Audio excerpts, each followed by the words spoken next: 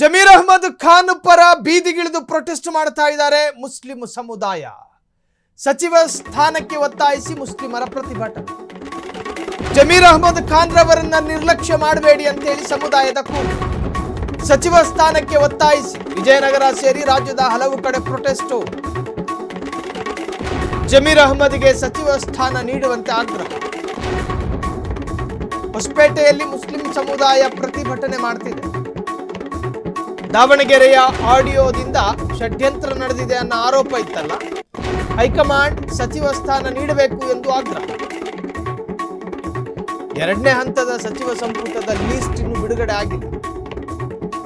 ಸಂಪುಟ ಮತ್ತು ಪುನಃ ವಿಸ್ತರಣೆ ಆಗೇ ಆಗುತ್ತೆ. ಇವತ್ತು ನಮ್ಮ ಪಕ್ಷ, ನಮ್ಮ ಸರ್ಕಾರ ಇದಕ್ಕೆ ಸಂಬಂಧಪಟ್ಟ ಹಾಗಿನ ಪ್ರತಿಭಟನೆಗಳ ದೃಶ್ಯಗಳನ್ನು ಸ್ಕ್ರೀನ್ ಮೇಲೆ ಗಮನಿಸ್ತಾ ಇದ್ದೀವಿ.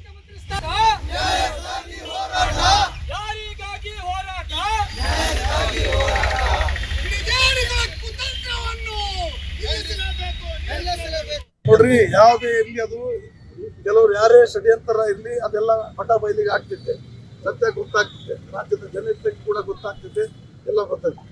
ಆದ್ರೆ ಇಂಥ ಒಂದು ನಾಯಕ ಇವತ್ತು ಇಡೀ ರಾಜ್ಯದಲ್ಲಿ ಯಾರಾದ್ರೂ ಇದ್ರೆ ನೀವು ಹಳ್ಳಿ ಕೇಳ್ರಿ. ಇವತ್ತು ಜಮೀರ್ ಅಣ್ಣ ಅಂದ್ರೆ ಪ್ರತಿಯೊಬ್ಬರು, ಯಾಕಂದ್ರೆ ಅವನು ಅಂತ ಒಂದು ಮನುಷ್ಯ, ಅಂತ ಒಂದು ನಮ್ಮ ಸಮಾಜದಲ್ಲಿ ಕೂಡ ಬಹಳಷ್ಟು ನಾಯಕರಿದಾರ ಒಳ್ಳೆ.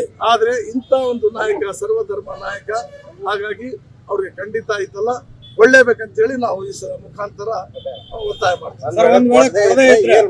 ಅಲ್ಲ, ಕೊಳ್ಳೇಬೇಕು. ಮತ್ತೆ ನಮ್ಗೆ ಹೈಕಮಾಂಡ್, ಯಾಕಂದ್ರೆ ಇವತ್ತು ನಮ್ಮ ಪಕ್ಷ, ನಮ್ಮ ಸರ್ಕಾರ